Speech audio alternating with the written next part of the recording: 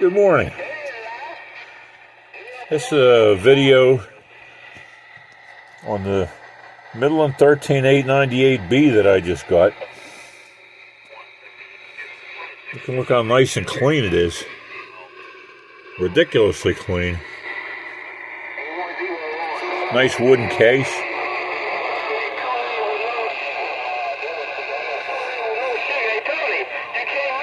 I mean, the lettering isn't even worn out.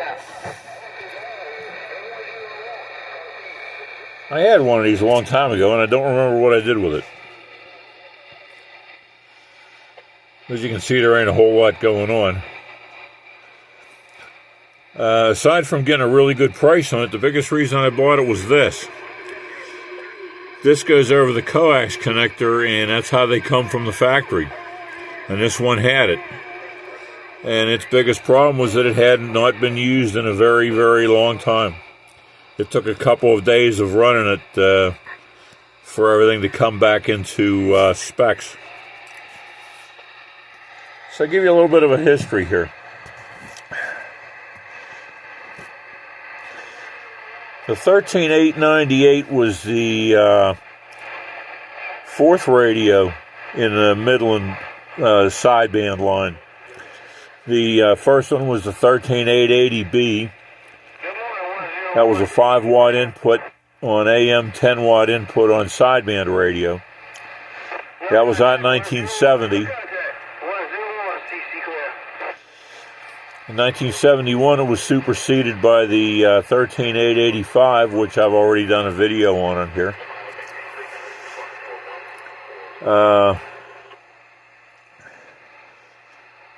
In 1973, Midland came out with the 13-898, which was also a 5-watt input, 15-watt input sideband radio to replace the 13-885. And when the FCC upped the power limits in 1974, Midland came out with this radio. Now, one of the curious things about it that I found is that it has the exact same dimensions as the Lafayette SSB 100, but the two radios aren't even remotely similar on the inside. Now, I have an SSB 100, but I've never put it on here because most of the crystals are off frequency and there's no real way to adjust them. Let's put my finger back on here. That's not going to work. Interesting that I'm getting this reflection. So let's take a spin around the band.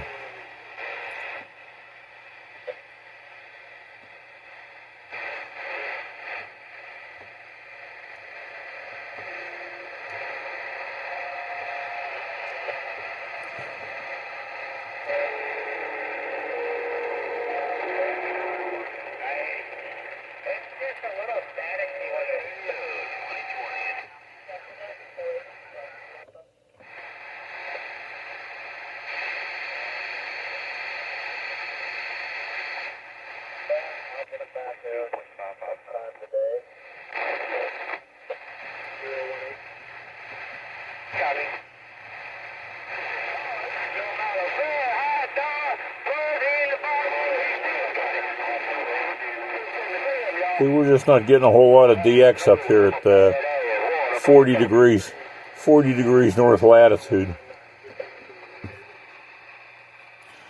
Now, one of the nice things about this is the squelch action. It's like a tube radio. See that? It doesn't pop, no thumps.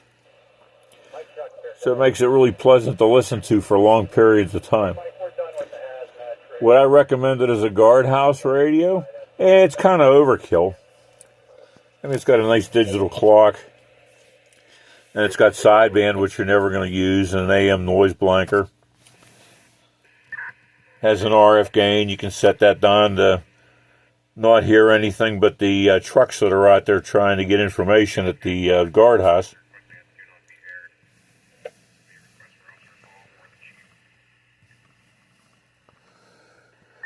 And you're never going to use the AM sideband stuff because there's nobody on there. So I was going to put the Lafayette SSB 100 on top of it so you could see the two of them together. See how similar they are, but they're both 15 3/4 inches wide. And I should have measured how tall they are. Let's see here.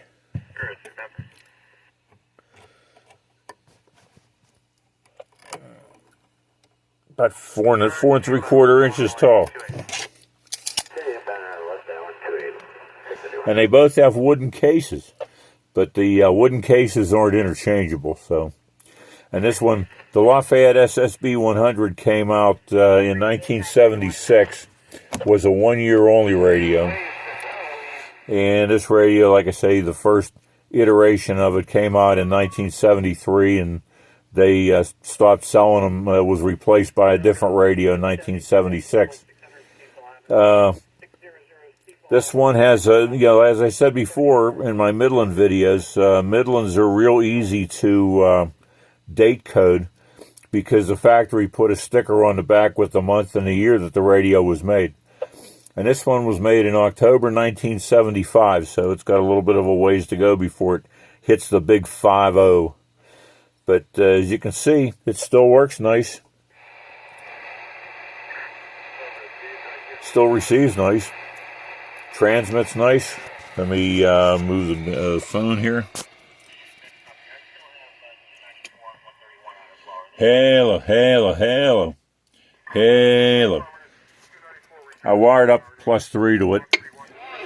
I'm kind of convinced after experience that +3 will work really nice on any radio. That or the Companion's Super Sidekick.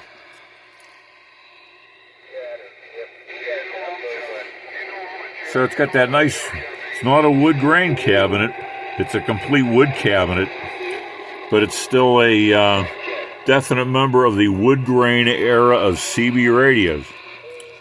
All right, I think that's enough for this morning. Have a great day and stay cool.